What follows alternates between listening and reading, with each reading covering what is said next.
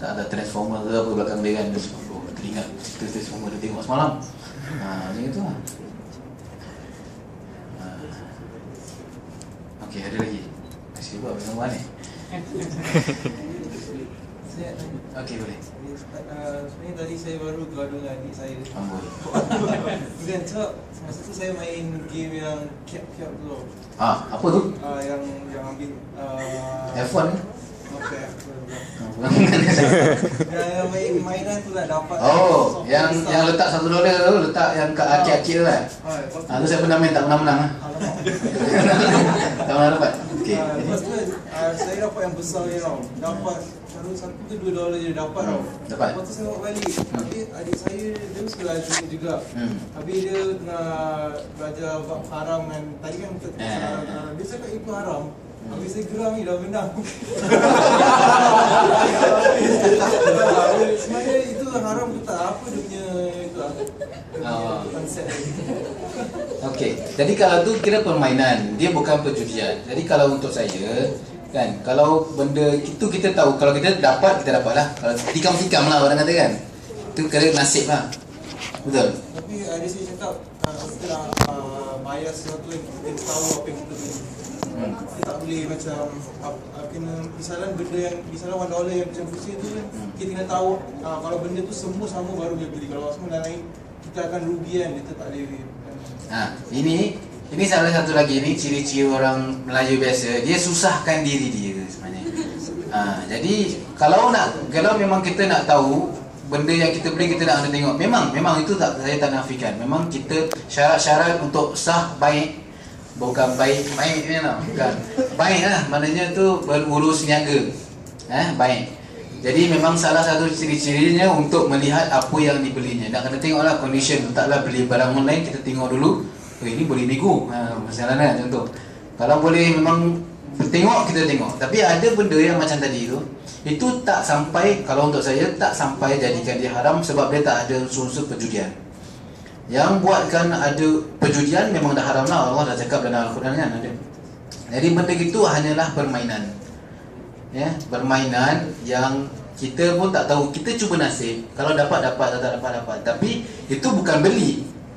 Masalahnya itu bukan beli, itu tikam lah orang kata kan. Kasino boleh letak duit kita dari macam kasino pula. Kan ada yang kan bilik kan, kita taruh duit, duit tu kecil tau. Kita pasal adiktif kan, kita taruh lagi lebih. Okay. So isn't it the same? Okay.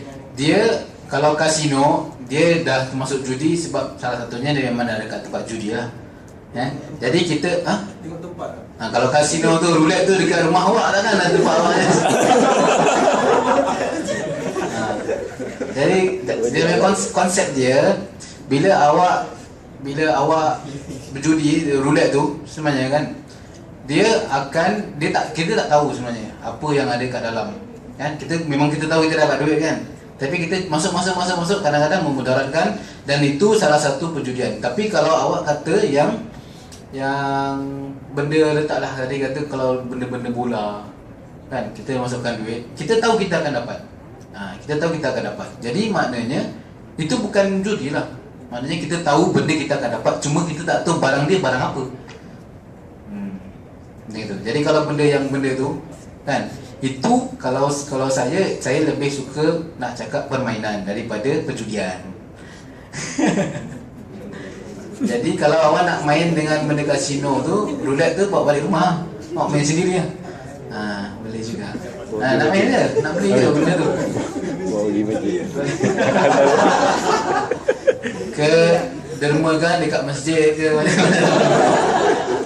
Jadi masjid dapat income lebih. Jadi konsep dia macam tu.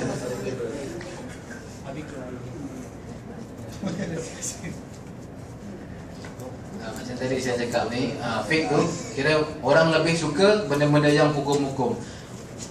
Dalam Al-Quran 1/3 aja sebenarnya yang tercakap pasal hukum. Yang lagi 2/3 tu cakap pasal akidah, cakap pasal hal ehwal kita dengan ahli-ahli. Contohlah kan Nabi Musa, Nabi Isa, cerita pasal akidah kita. Jadi hukum-hukum ni sebenarnya membantu kita untuk faham yang lagi 23 tu. Jadi macam itu. Jadi tapi sekarang pakcik-pakcik banyak. Ada satu kawan saya, dia pergi masjid, dia pakai seluar baju lengan ada macam tak tahu macam mana. Dia bukan t-shirt biasa, tapi lengan dia pendek. Lengan pendek. Itu pun jadi isu juga. Cakap, kau tak boleh pakai baju ni. Cakap, pakcik bukan Tuhan, dia kata.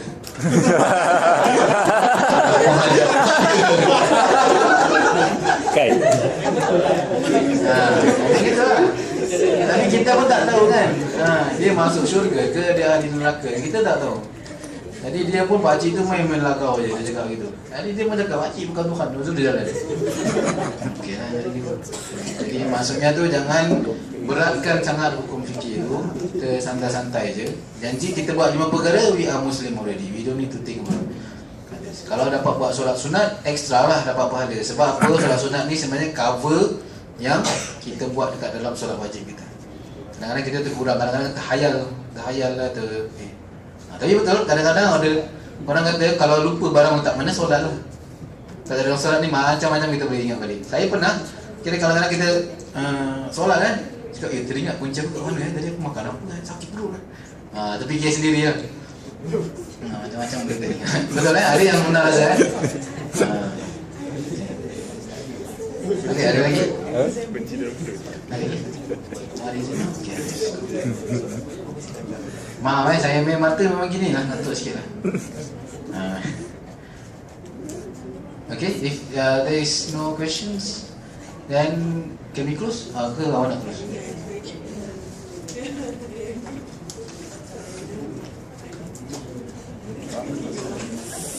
Okay, Alhamdulillah, thank you Ustaz for sharing that with us. Okay, so this will summarize what Ustaz has shared with us. So from what I gather, the basis of wasatiyah is basically the 4 virtues lah: wisdom, courage, temperance, and justice. So ilmu, wisdom, or also known as ilmu, is the most being the most important one lah, for one to actually understand things and knowledge, right? So in order for us to macam after achieving wisdom, temperance, courage, that's when we actually can achieve justice lah. Justice in making good choices in order to achieve balance in your life lah. Okay, so tak ada orang have any questions or any other issues that you'd like to bring across? Like, okay, again, thank you so much Ustaz. Right now maybe we would like to right now we'll be having our certificate presentation to Ustaz Fatah. Yeah. So Ustaz. Okay, we would like to invite our Sahabat School President Ali Alwadi to actually present our certificate of appreciation to Ustaz Abdul Fatah. Okay.